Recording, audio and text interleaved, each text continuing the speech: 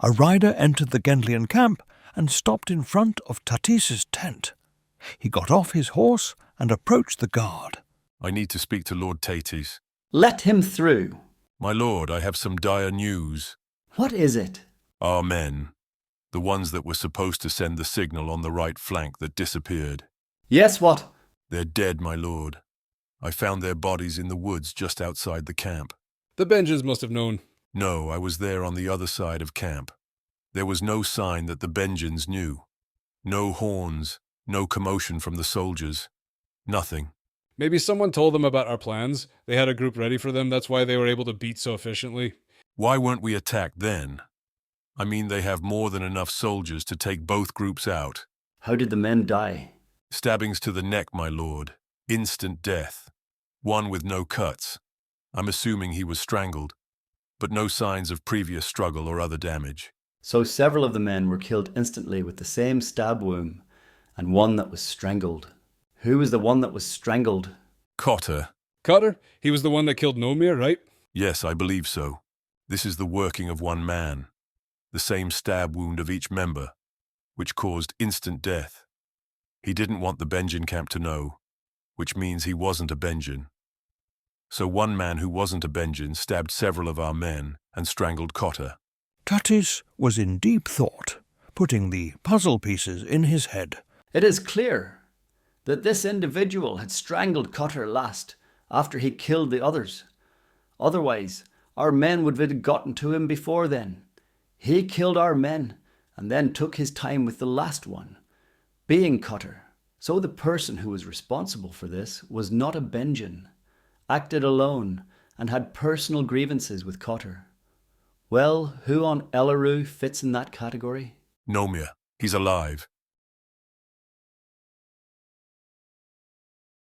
Weiler and Rorin were now nearing Gendlia.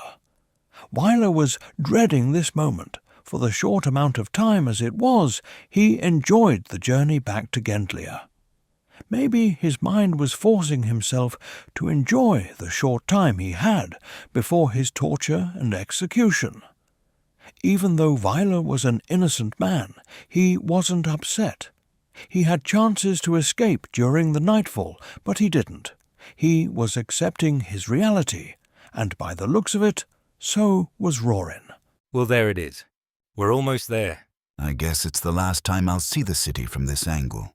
This is my first and my last. It puts everything in perspective, doesn't it? What?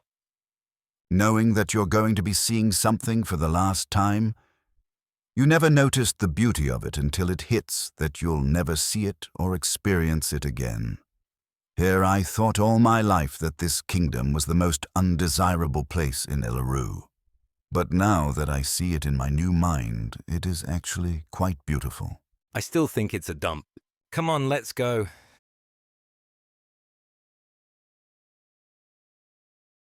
Okay, where is the camp? The camp is in this area. It expands to this whole side of the river.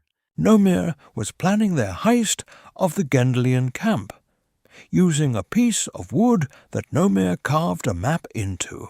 How are we going to get the horses or even a wagon to carry these crates of food? They leave their horses and wagons in the area of the camp at the back end because it's closer to Gendlia for when they transport the food back to the king. Nobody is back. They're all near the front in case of a Benjin attack.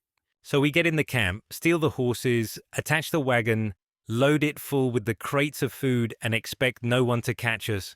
No, we just take the horses. Look, we always bring a load of extra horses for when the main ones die. If we take 3 to 5 horses, they wouldn't even notice. What about the food in the wagon? After we take the horses, we meet them by the road leading to Benjin. And then from there, we rob the food and the wagon. What about the riders? What riders? The ones who are riding the wagon. What are we to do with them? We leave them, right? The Gendlians can't know about what happened. It's best that they never know they were robbed. So we kidnap the riders? We could just, You expect us to murder them? You don't have to do it, I'll do it. We are a peaceful people. We don't condone the killing of innocents. They're not innocent. They know the people are starving, and yet they are still not delivering any food to them, only their king. What should they do instead? Disobey the order. Just like what you did. Nomir took a deep breath. All right. How about this? We wear masks and wait until they get into the flatlands. That way they won't know where we live. That way, when word gets out, we won't be compromised. We would have to ride all the way to the flatlands. It's the only way. We could rob them in the mountains, but then they'll know where we live. It's either we rob them in the mountains and kill them, or rob them in the flatlands and let them live. Your call.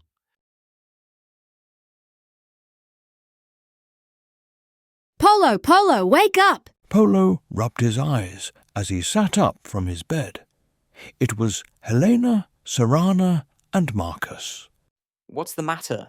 We have to tell you something. What is it? We found an oracle. What? Yeah, she's out in the street. How did you know she was an oracle? Shh, Polo, not too loud. What's wrong if they hear about it? Polo, she wants to speak to you. Only you. Okay, let me just tell the shadows. No, she told us that they cannot know. You are the only one she has to see. How does she know about the shadows? Did you tell her? You cannot tell anybody about this group. She already knew about it. She knows everything. You have to see her. Polo quietly got to his feet. Okay, where is she?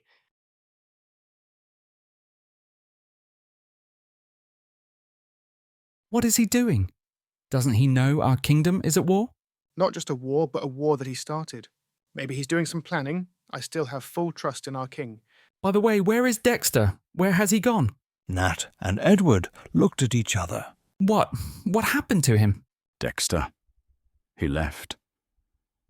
I don't know where, but he told us in confidence that he had to find a new life for him, and that he couldn't handle the pressure of the war.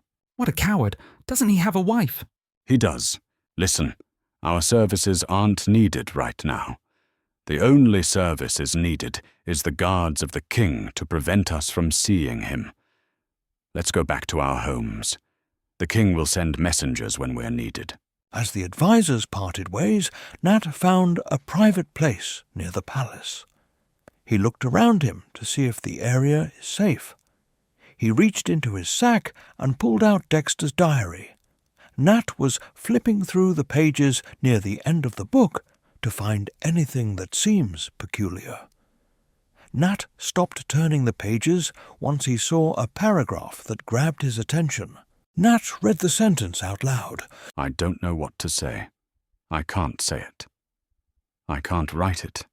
Any record of my fingers writing such things is too dangerous. The safest method to get the burden off my chest is to speak the words. That way my voice that spoke the words will disappear into the wind and is only in the mind of my most trusted friend. Is that it? Edward was standing in front of Nat. This is it. That was a nice story you made up about Dexter leaving his family. Now word is going to spread that he was a coward. It's better than the original story.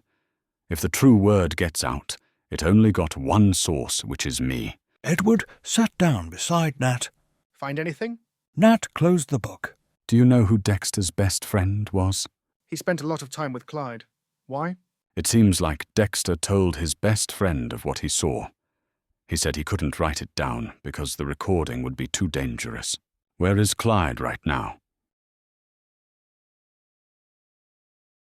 Wyler and Rorin were yet again in chains, this time in the dungeon in Gendalia. Hey, do you see the beauty in this dungeon now that you're not going to see it again? Well, I've never seen this dungeon before, nor did I ever think I would. Who do you think they're going to execute first? Me or you? Hopefully me. I would just like to get this over with. Well, don't tell them that. If they knew you wanted to die, they would keep you alive forever. They don't need to torture me any further. I've got nothing to give them. They just see me as a traitor with nothing to offer. Well, I guess that's bad for me, because I have a lot of things I could give them. I think your death will be more of a symbolic death, a death of a traitor. It will be a great show of pride for the people of Gendlia that no one will ever go against King Mosen or his kingdom. My death will mean nothing. It would just mean that I have no information left to give them. Are you going to give them information? No, my soul is worth more than my life. Make sure you slow down around these areas. We don't want the boxes to fall off. I'm going at a good speed. The horses have a desperation to get to Gendlia fast. It's a bumpy part of the road. Slow down. That is an order. The rider slowed down the wagon. In the middle of the road emerged a man on his horse. Get out of the way. In the name of our King Mosin, leave this road. The rider turned to exit out of the wagon, but was face to face with the tip of an arrow that was being pulled back by an archer with a face mask. He looked behind him and noticed his co-rider was in the same situation. What is this madness? Show your faces, you Benjin cowards. Nomir got off his horse and walked up to the men. We're not Benjins. Get off the wagon or those arrows will be the last things you'll see. The riders slowly got out of the wagon and were lined up on their knees near the side of the road, blindfolded. Nomir rode back on horseback, along with the stolen wagon, back to the mountains. How are we going to get this to the civilians? Take it to the trees first and give your half to your people. I'll be there later to take the rest back to Gendlia. I know a way in. Okay, see you then, Nomir. Nomir and his new partners parted ways as they rode into the mountains. Helena was looking at the architecture of the compound of the Black Shadows. She was mesmerized by the magic, the lights created from nothing, the opening of the entrance with no physical structure. She never thought the journey would ever bring her to a place like this. It's different, isn't it? Amos was standing directly behind Helena, catching her off guard. Yes, it is. I've never seen anything like it before.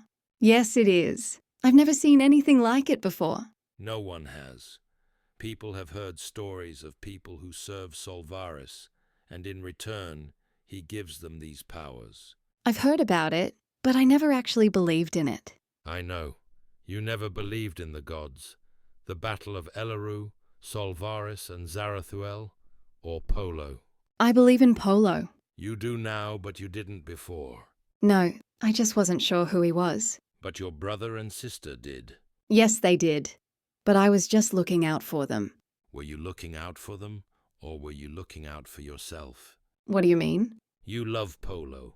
You loved Polo from when you first saw him. But Serana loves him too, and you would rather end this world than see Polo with another woman, let alone your sister. That's ridiculous. You knew he was the one. You knew it was all real. You didn't believe in the prophecies and the stories until you saw Polo, but you were in denial. What do you want me to say? Polo is the most important mortal in Elaru. The fate of Elaru is on his shoulders. He needs to be ready, and he needs to be focused. Whatever it is you feel for Polo stays within you, never to be brought to his attention or anybody else. What about Serana? Why doesn't she get the same talk? Serana doesn't need to be reminded. She's always been a believer in the prophecies and the great god of life, Solvaris. Any true long-time believer knows that the sacrifice of oneself is necessary for the great or good of Elaru. She loves Polo, yes, but not as much as she loves Elaru. Nat and Edward approached an older man buying beads at a market in town. Hello, Clyde. Hi, what's going on, guys? Clyde, can we speak to you in private, please? Sure, what is this about? When was the last time you spoke to Dexter? A long time ago. Honestly, I can't even remember. Have you seen him recently? No, I was told today, in fact, that he left the city due to the war. Do you remember your last conversation with him? No, I have no idea. Like I said, it was so long ago. Nat could tell he was lying. Clyde was struggling to even hold eye contact with them, which something that he had never had issues with before. Nat knew Clyde wasn't going to budge, and no amount of sweet talking would convince him to tell the truth to him. Nat stepped right in front of Clyde, only inches from his face, and turned his head towards Clyde's ear. I know he told you something in confidence. Something that you swore not to tell anybody else. Clyde backed away. His eyes widen, his body struck with fear. Clyde, it's okay. We just want to know what he told you. Clyde immediately turned around and ran away from Nat and Edward through the streets. Nat and Edward chased after him. Clyde was dodging the people in the street, even pushing others out the way to create further distance between him and Nat. As he was continuing to run, his legs got heavier, his heart was beating too fast. It felt as though he was sprinting while waist-deep in clay. Clyde couldn't move any more. He was too out of shape and too old to run for this long. Clyde collapsed to the ground. I can't believe we got robbed, and the worst part is I don't even know who robbed us. What are we going to tell the king? Tell him the truth. We were carrying the crates on the wagon, and then these masked men blocked the road and took the goods. That's not going to look good on us. We want to move up from being transporters into being soldiers. What is everyone going to think when they found out that we couldn't even fight back against a small group of robbers? It's our duty to tell the king or tell anyone. This is going to happen again, and we must be prepared. They'll probably give us extra security or maybe set up a wagon full of empty crates. The kingdom must know either way. As the two were walking on the road, they heard a galloping noise in the distance behind them. They both turned around and saw a rider coming towards their direction. Maybe he can give us a ride back to Gendlia. The two waved their arms to get the rider's attention to pick them up. The rider stopped by. Hi, sir. Can you please give us a ride to Gendlia? It looks to be in the same direction as you were going. Nomir got off his horse. You are going to Gendlia? For what? To tell the king that you were robbed? The two men immediately recognized Nomir's voice. They turned and sprinted away from him. Nomir got back on his horse and chased the two men down, trampling them to their death. He grabbed a piece of rope from his saddle and tied it to the two lifeless bodies that he had just trampled. Nomir climbed back on his saddle and galloped away, dragging the two bodies with him.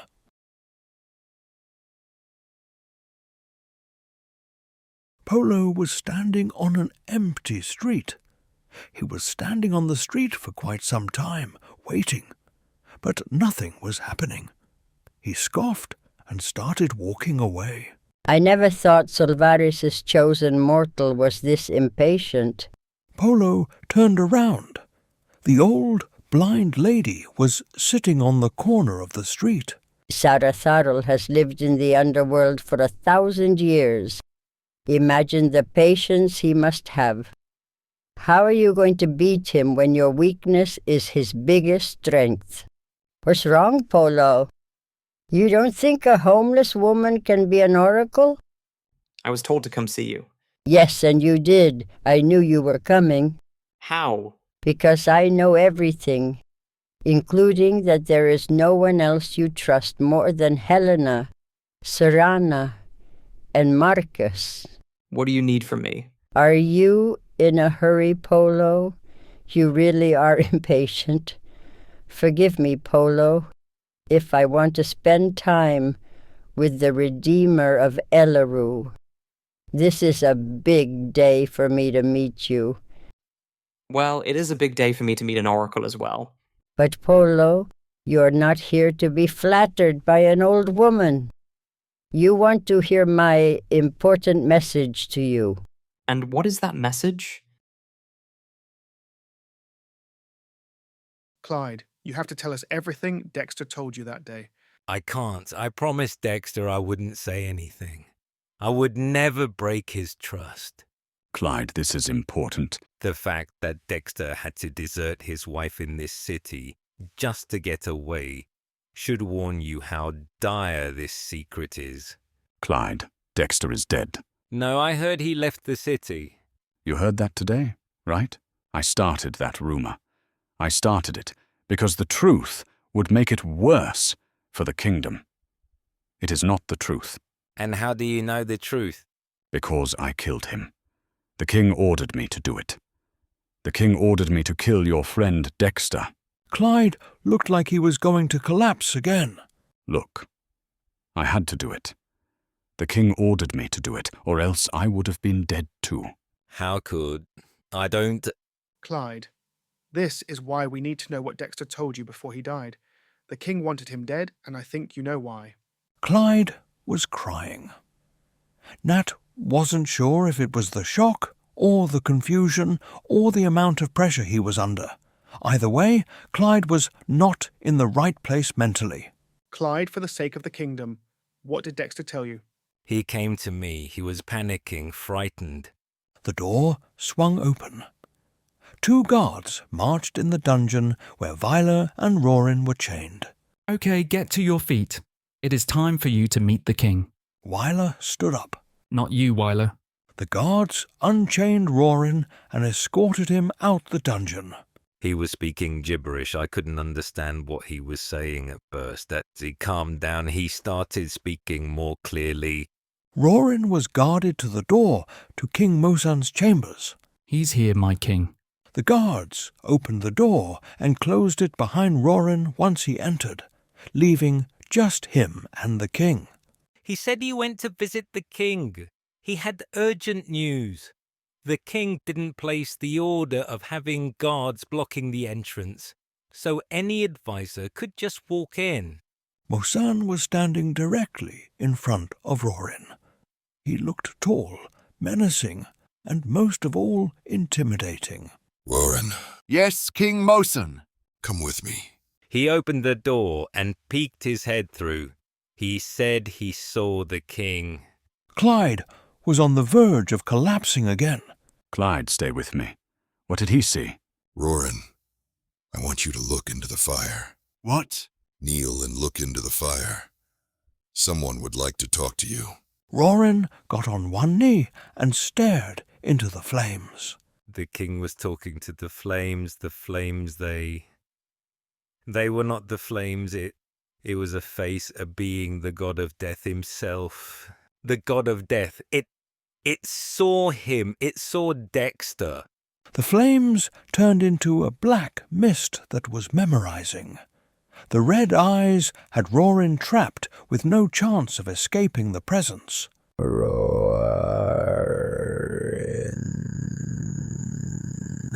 Clyde, stay with me! Stay with me! Clyde fell back on his chair and once again collapsed to the ground.